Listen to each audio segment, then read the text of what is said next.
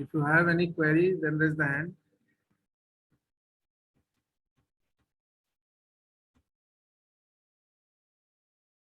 Last class हम लोग discuss कर रहे थे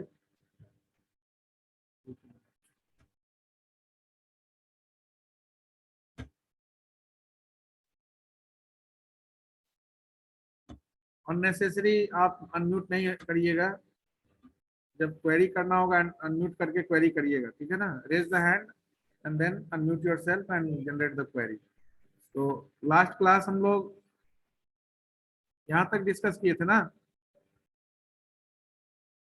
यानी कि we discuss about source index, destination index, and today we have to discuss about segment register. Now, before discussion of segment register, first of all, you must have an idea about the segmentation. So, anyone have any idea about segmentation? What is segmentation? You just go through that concept when you discuss the main memory management in operating system. There is a concept of segmentation under non-contiguous memory allocation. So contiguous memory allocation में you have to discuss the single task or multi-programming, single programming or multi-programming, in which we use single variable partition as well as fixed partition. In non-contiguous memory allocation, there is a concept of paging and segmentation. So in paging, the secondary memory, the process is divided into equal size of page in the secondary memory, and that page is allocated in the physical memory in the form of frame. यानी कि आपका जो main memory होगा उसमें equal size का frame होगा, और secondary memory में प्रोसेस जो है वो पेजेस के फॉर्म में होगा, इक्वल साइज के पेजेस के फॉर्म में, और वो इक्वल साइज का पेज आपका जो है वो मेन मेमोरी में फ्रेम में एलोकेट होगा। तो जो आपका कंटिन्यूअस मेमोरी लोकेशन में जो प्रॉब्लम है कि डिफरेंट वेरिएबल अगर पार्टीशन करते हैं मेमोरी का तो, और अगर आप फिक्स्ड पार्टीशन करते हैं तो, दोनों ही केस में आपका जो है मेन मेमोरी इज यानी कि प्रोसेस एलोकेशन के बाद ऐसा सिचुएशन हो सकता है कि आपका some part of the whole is unutilized and some part of the whole is utilized, or some of the partition is completely unutilized. तो जो चीज हम लोग डिस्कस कर रहे थे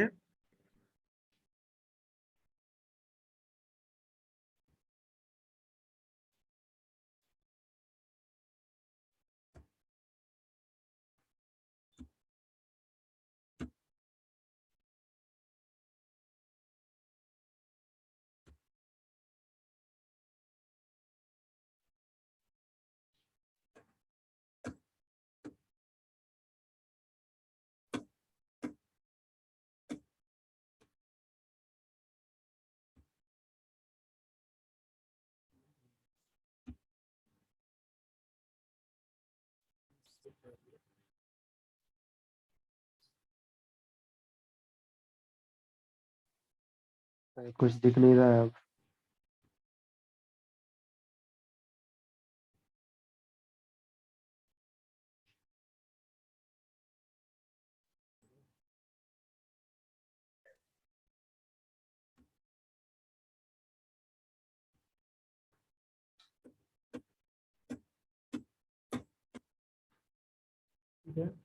हम लोग डिस्कस कर रहे थे नॉन कॉन्टिग्यूअस और कॉन्टिग्यूअस मेमोरी लोकेशन।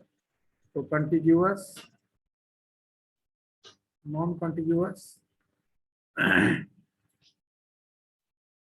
अच्छा दिख नहीं रहा, शेयर नहीं है क्या? नहीं सर, शेयर नहीं है। नहीं सर। ओके, तो कॉन्टिग्यूअस और नॉन कॉन्टिग्यूअस मेमोरी एलोकेशन, ये आप डिटेल में ऑपरेटिंग सिस्टम पढ़ेंगे। कॉन्टिग्यूअस मेमोरी एलोकेशन, तो under non contiguous we have to discuss about paging and segmentation. Here we are using segment register. Under this we discuss about single single partition, ठीक है ना, multi programming, ठीक है ना, multi programming में we can use fixed partition as well as variable partition.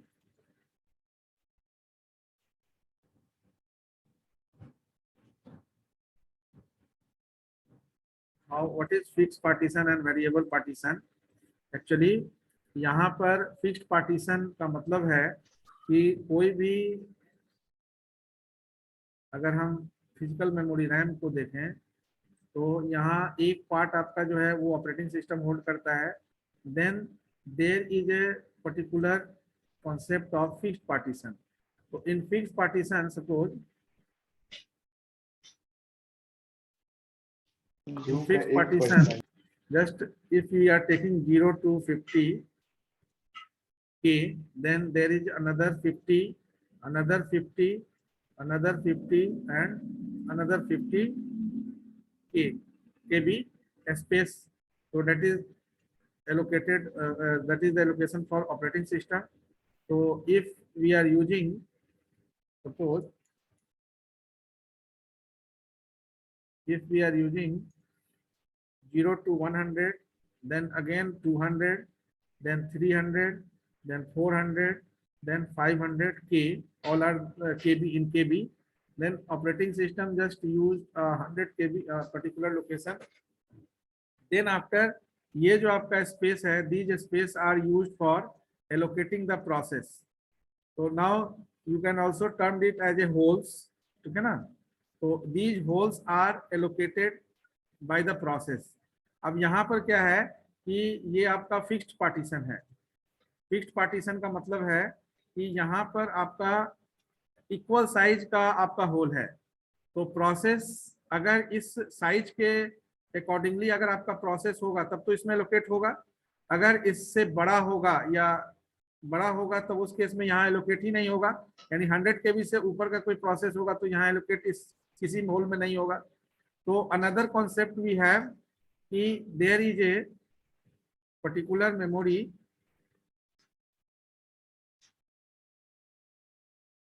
Where variable partitioning is there, ठीक है ना. Variable partitioning, that is the concept. So here suppose this is the operating system,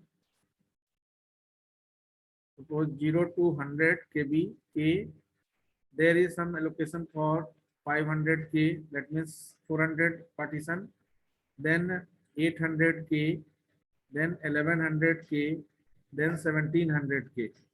So this one is what, this one is the variable partitioning. So all are done on the particular physical memory. Now see, यहाँ पर आपका जो है process जब allocate होगा, allocations of the process, तो the process allocated in this particular holes. Now there is two types of fragmentation अकर.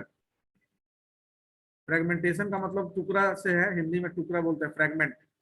तो fragmentation अगर हो गया तो दिस इज द प्रोसेस. तो to types of fragmentation occur. One is the internal one and another one is the external one. Now अगर हम fixed partitioning में देखें तो ये जनरली आपका इंटरनल फ्रेगमेंटेशन से सफर करता है, ठीक है ना.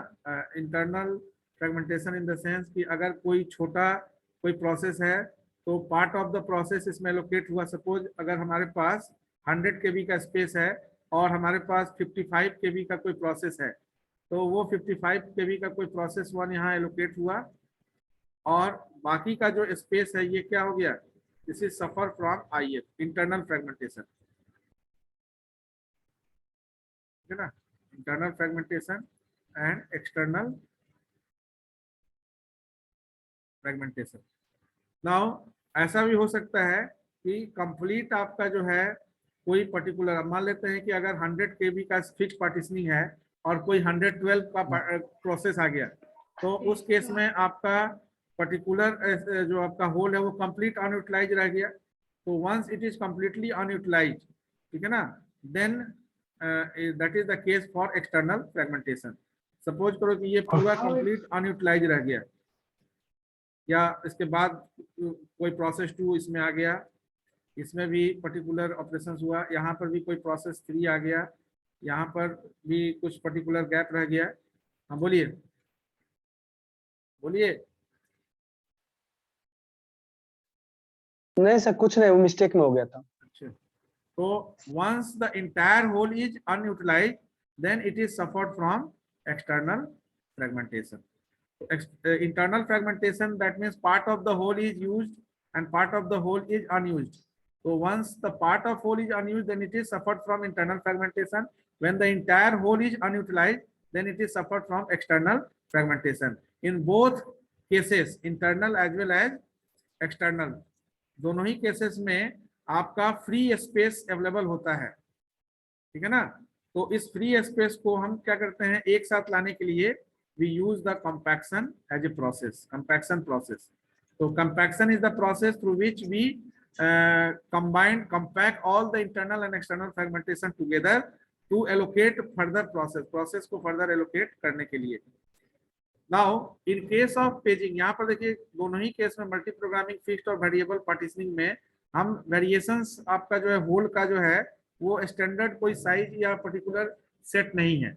But in case of paging, अब यहाँ पर दोनों चीज है, आपका प्रोग्राम कहाँ होता है, सेकेंडरी मेमोरी में, और प्रोसेस एलोकेट कहाँ होता है, मेन मेमोरी में। तो यहाँ पर भी दैट इज द कॉन्सेप्ट, यानी मेन मेमोरी और सेकेंडरी मेमोरी का कॉन्सेप्ट यहाँ पर भी है। सेकेंडरी मेमोरी में नाउ जो प्रोग्राम है उसको, ठीक है ना, मेन मेमोरी में हमको फ्रेम्स में रखना है, यानी equal size of frame use होगा। इक्वल साइज ऑफ फ्रेम्स कहाँ पर यूज होगा, मेन मेमोरी में, और पेजेस आपका जो है वो सेकेंडरी मेमोरी में आपका पेजेस के फॉर्म में प्रोग्राम होगा। तो equal size of page and equal size of frame is there. तो यहाँ जो एलोकेशंस प्रॉब्लम हो रहा है, अब आपका कोई भी पेजिंग के केस में फिजिकल मेमोरी में फ्रेम्स में किसी भी इक्वल साइज का फ्रेम है तो कोई भी पेज किसी भी फ्रेम में एलोकेट हो सकता है अकॉर्डिंग टू द रिक्वायरमेंट। लेकिन अब यहाँ तक तो ठीक था पेजिंग, पेज नंबर या पेज टेबल हमको चाहिए होगा, page offset effective address. When we discuss the segmentation, then the concept of various segment is there, ठीक है। अब ये कॉन्सेप्ट क्या है तो पहले देखिए। तो ये कॉन्सेप्ट ये है कि whenever we discuss about the segment, because we have to discuss the segment register, then there is a concept of segment when we discuss segment। तो जब आप कोई प्रोग्राम लिखते हैं तो उसमें वेरियस सेगमेंट्स हो सकता है। Segmentation is what, it is the combination of various segments. तो जस्ट इमेजिन कि you are writing program, then there is a main program, ठीक है ना। मेन प्रोग्राम के साथ साथ उसमें आप कोई प्रोसीजर यूज किए होंगे, प्रोसीजर 1, प्रोसीजर 2, ठीक है ना। Certain resources you are using, ठीक है ना। इसके अलावा you are using stack to maintain the order of this particular procedures. तो these are what, these are termed as segment. This particular part is termed as segment. So you can give name segment number 1, segment number 2, segment number 3, segment number 4. That means all are what, all are the part of a particular one segment. ये all are the part of single segment. So that is the segmentation. That is the collaboration of all the segment available in your program. तो जब आप programme लिख रहे होते हैं तो वहां पर ये सारे टर्मिनोलॉजी को यूज करते हैं, ठीक है। Now it is clear to you segmentation. Segmentation is what? It is the process in which the main memory of the computer is logically divided into different segments and each segment has its own base address.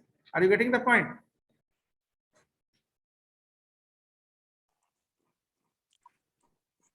Each segment has its own base address. इसका मतलब समझ रहे हैं?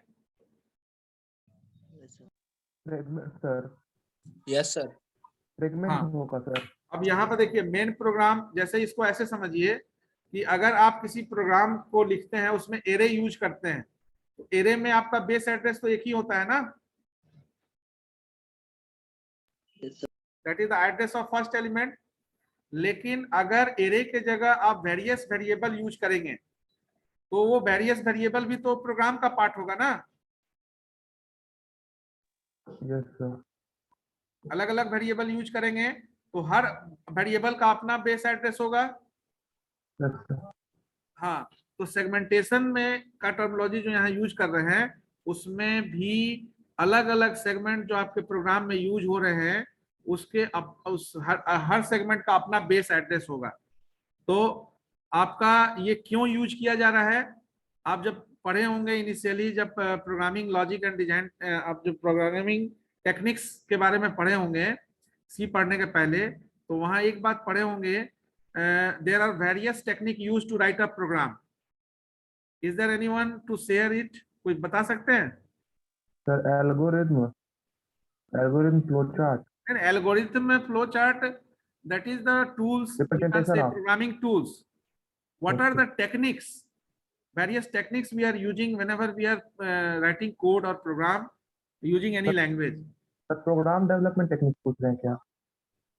Program development, yes, you can say program development stages, not program development technique, you can say develop करने के लिए जो technique use किया जाता है।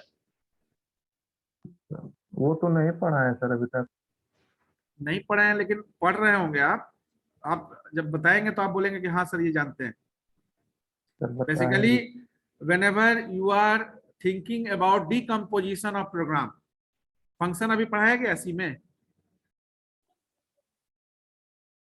No sir. No no sir. Function नहीं पढ़ाया गया है, ठीक है। फंक्शन जब पढ़ाया जाएगा तो वो ज्यादा आपको समझ में आएगा। मॉड्यूलेशन सर, लास्ट प्रोग्राम को तोड़ देते हैं सर्वर पार्ट में। यस, मॉड्यूलेशन के सर्वर बिग प्रोग्राम को तोड़ देते हैं सर्वर पार्ट में, मॉड्यूलेशन। हाँ, देखिए टेक्निक, जो प्रोग्रामिंग टेक्निक आप जो है आप यूज कर रहे हैं, केवल उस टेक्निक का नाम समझ लीजिए, क्योंकि बिना इसके आप प्रोग्रामिंग नहीं कर पाएंगे। पहला चीज क्या है, सबसे पहले कि सी प्रोग्रामिंग आप कर रहे हैं, सी प्रोग्रामिंग लैंग्वेज पढ़ रहे हैं, तो सी प्रोग्रामिंग लैंग्वेज पढ़ रहे हैं तो उसमें आप टॉप डाउन बॉटम अप ये वेरियस टेक्निक यूज करते हैं, ठीक है। तो प्रोग्रामिंग टेक्निक में क्या टेक्निक हुआ, like your top down approach, यानी this is the way of writing, ये bottom up approach.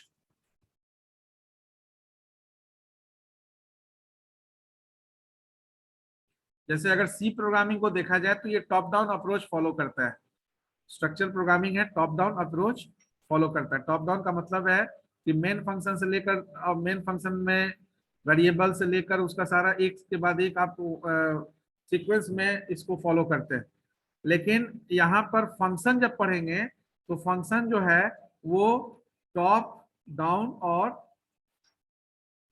Bottom up दोनों अप्रोच में, टॉप डाउन और बॉटम अप दोनों अप्रोच में आपका यूज होता है। तो टॉप डाउन का मतलब हुआ कि function with definition as well as prototype. तो अगर इसको ऐसे बोल सकते हैं, फंक्शन, ठीक है ना, प्रोटोटाइप डिक्लेरेशन विथ डिफिनीशन, ठीक है ना।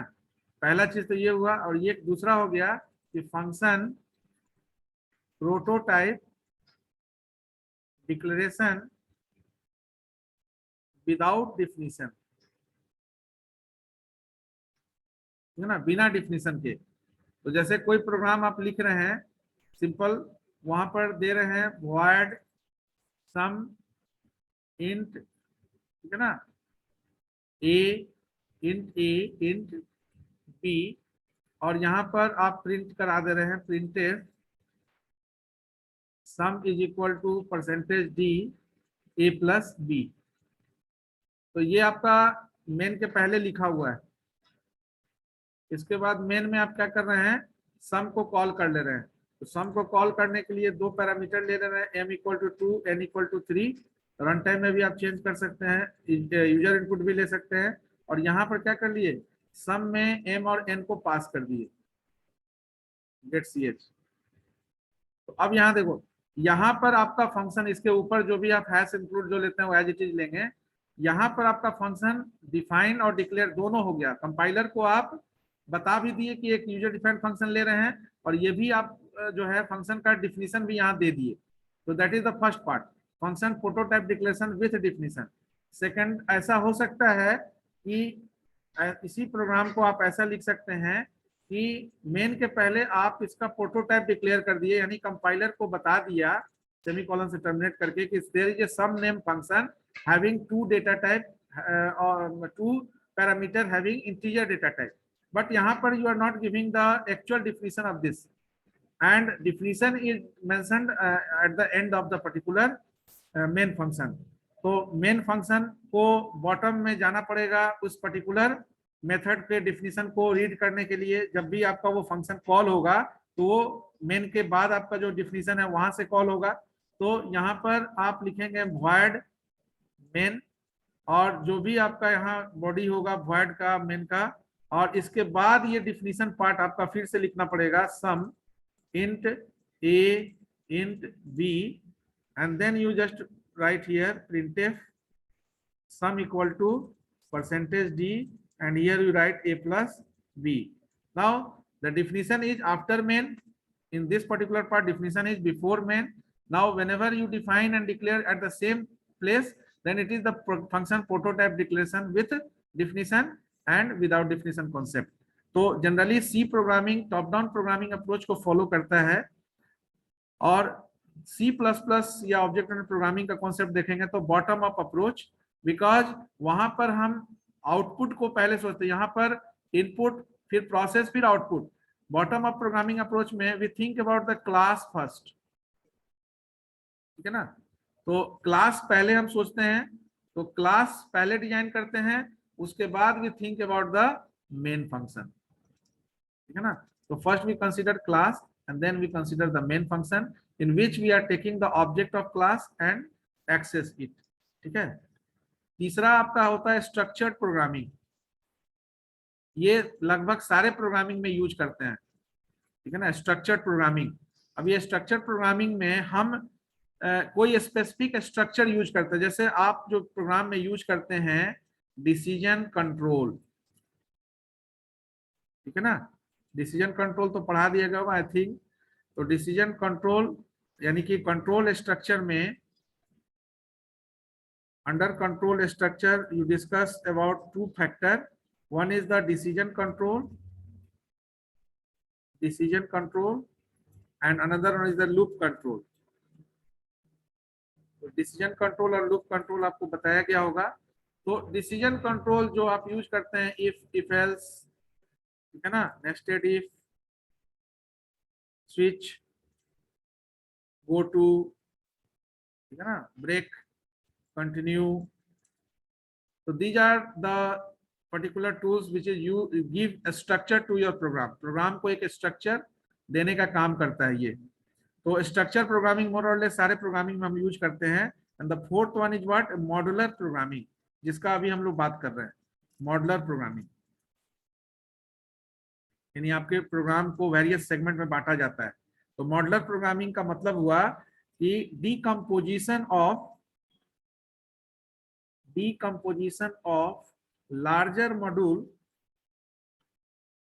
इनटू a smaller module, जी ओके।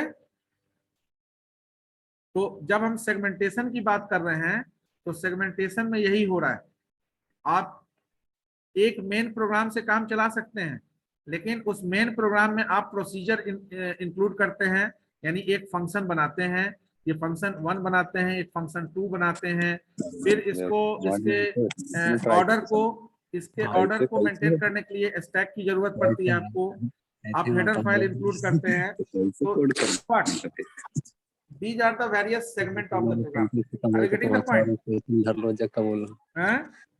अभी ना पढ़े 24 घंटा पढ़े तो फिर ना कुछ होता। हाँ, क्या पूछ रहे हैं?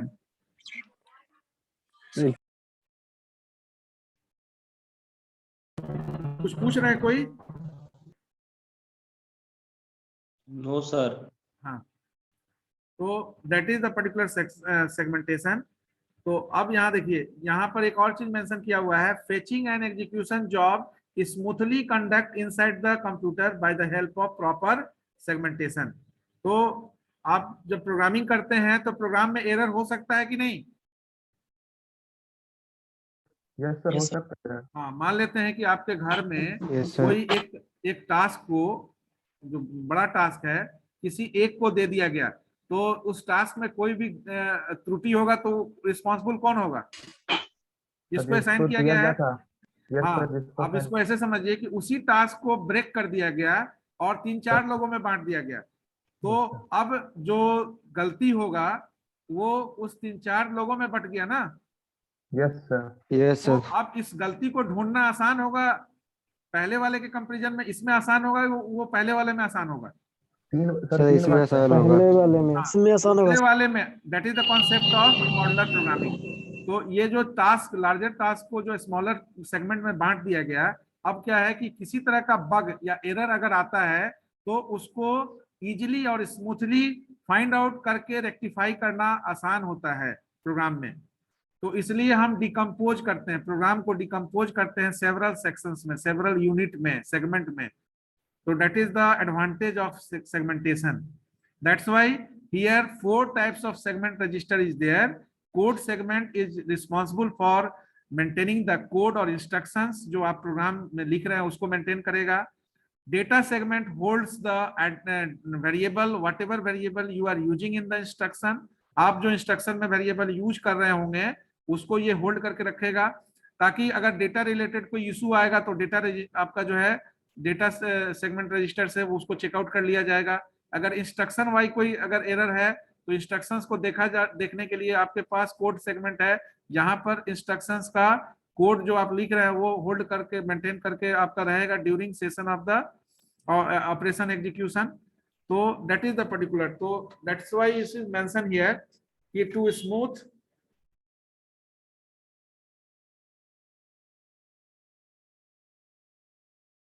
That's why यहाँ पर मेंशन किया हुआ है कि to smooth conduct of instruction execution job inside the computer and to enhance efficiency of handling the instruction inside the computer, ठीक है ना, दिस सेगमेंटेशन इज नीडेड। तो under BIU there is bus interface unit के अंदर, we already discuss when we discuss the architecture, 4 segment registers used for this purpose. ये 4 segment register का purpose, अब ये क्लियर समझ में आ रहा है ना सेगमेंट रजिस्टर का क्या रोल एंड रिस्पांसिबिलिटी होगा?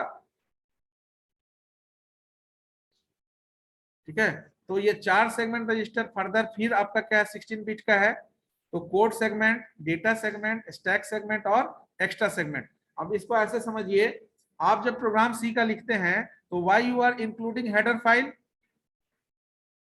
सर फंक्शन बताने के लिए कौन सा फंक्शन यूज करेंगे?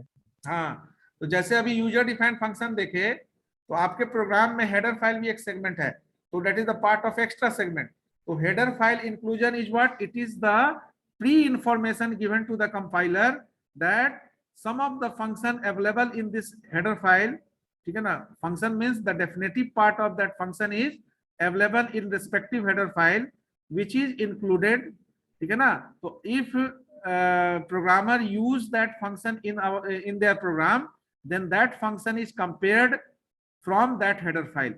तो ये कंपाइलर को आप पहले से इन्फॉर्म कर देते हैं कि हम मैथमेटिकल फंक्शन यूज करने जा रहे हैं, तो math.h हेडर फाइल इंक्लूड कर दिया। तो math.h हेडर फाइल इंक्लूड करने से क्या हुआ कि मैथमेटिकल कोई फंक्शन आप यूज कर रहे हैं तो सही ढंग से यूज कर रहे हैं कि नहीं, इसको कंपेयर कैसे करेगा, चेक कहां से करेगा? उस हेडर फाइल से करेगा, बिकॉज आप उसका डिफिनीशन नहीं दिए, आपने क्या किया, उसको यूज कर लिया। Are you getting the point? जब यूज कर लिया तो अब आपने सही यूज किया या गलत, ये कंपाइलर कैसे चेक करेगा? तो जहां पर डिफिनीशन होगा, तो जहां डिफिनीशन होगा वो आप हेडर फाइल, इसीलिए आपका एरर क्या आता है, जब वो कंपाइलर कंपेयर नहीं कर पाता है तो एरर जनरेट करता है, function should have prototype. You are facing this error और नॉट? सर अभी तक तो नहीं उतना हुआ है, अभी तक तो स्कैनएफ भी नहीं हुआ है सर। नहीं हुआ है, स्कैनएफ होगा। अगर कोई मैथमेटिकल फंक्शन आप यूज करेंगे बिना उसके हेडर फाइल के, तो ये होगा, ठीक है। सी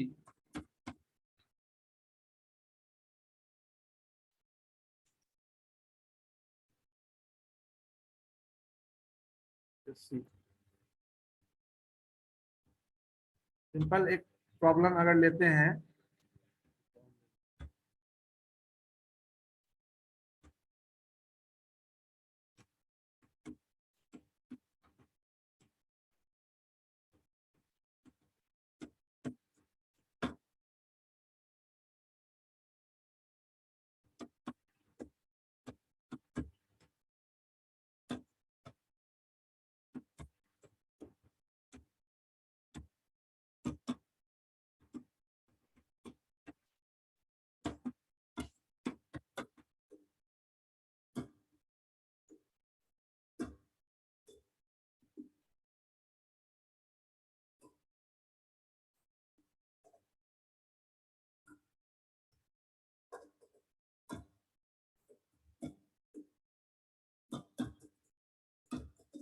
now see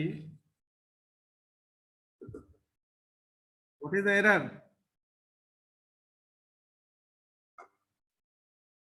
Are you getting the error? Whenever you use the compiler, not in IDE, whenever you use the compiler, actual compiler, then you see these types of error. Now clear screen and get CS, these are the two function you are using in your program, and that function is not prototype for that function is not declared in the program.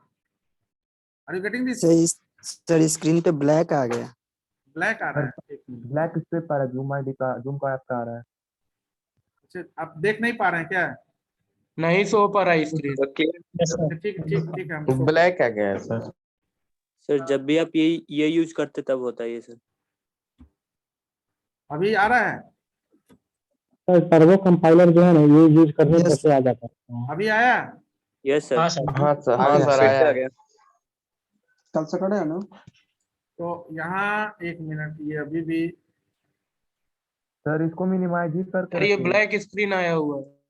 हाँ, एक minute एक minute.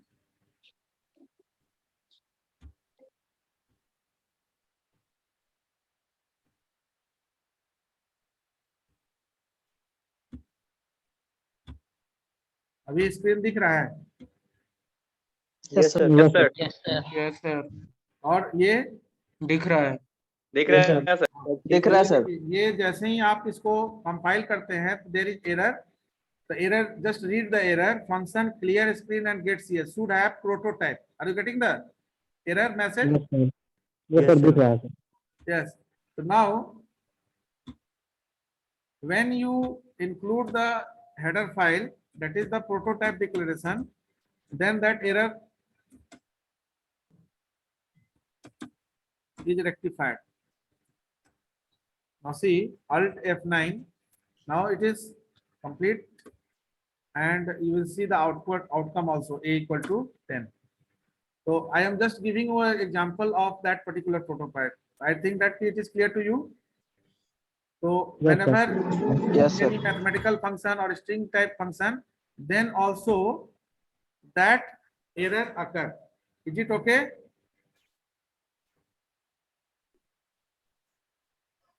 Yes sir दिख रहा है। तो वो error message आएगा आपका, ठीक है ना। तो कोड सेगमेंट अब आपको समझने में आसानी होगा कि कोड सेगमेंट बेसिकली क्या कर रहा है।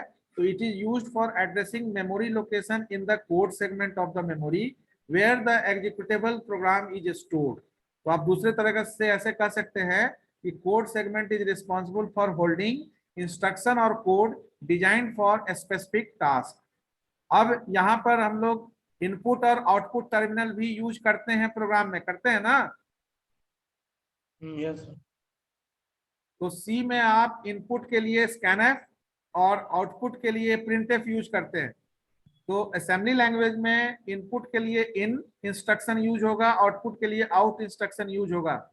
ये कहां पर यूज होगा? As a data transfer use होगा, क्योंकि इन से आपका डेटा ट्रांसफर कीबोर्ड से फर्दर इंटरफेस पर जाएगा और आउट से आपका डेटा मॉनिटर पर जाएगा, ठीक है। तो in both cases data transfer instructions यानी ओपी कोड फील्ड का डेटा ट्रांसफर इंस्ट्रक्शंस के रूप में हम इनपुट और आउटपुट टर्मिनल को यूज कर सकते हैं। Is it okay?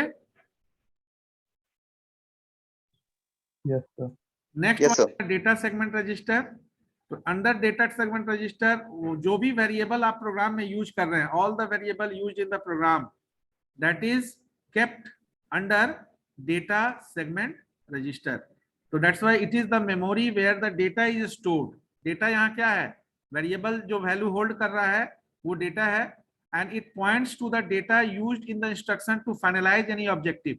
And we are using variable for what?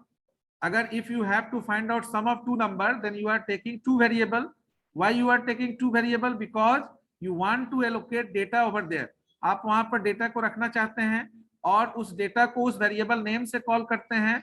और जब आप a प्लस बी करते हैं, अगर a और b में आप डेटा आपका है, कोई भी डेटा जो यूजर इनपुट से ले रहे हैं, तो a और b के लिए आपका जो है a और b का नाम आप यूज करेंगे प्रोसेस में। तो दैट्स व्हाई यहाँ मेंशन किया हुआ है कि variable declaration in any program needs data segment register to allocate the variable temporarily during execution of the program. तो जब तक आप प्रोग्राम रन करते हैं तब तक आपके प्रोग्राम को डेटा सेगमेंट रजिस्टर उसके वेरिएबल के डेटा को होल्ड करके रखता है temporarily, not permanent. Because it is registered, it never holds the information permanently. Temporarily data is allocated, instruction is allocated in the register. It is okay? What is data segment?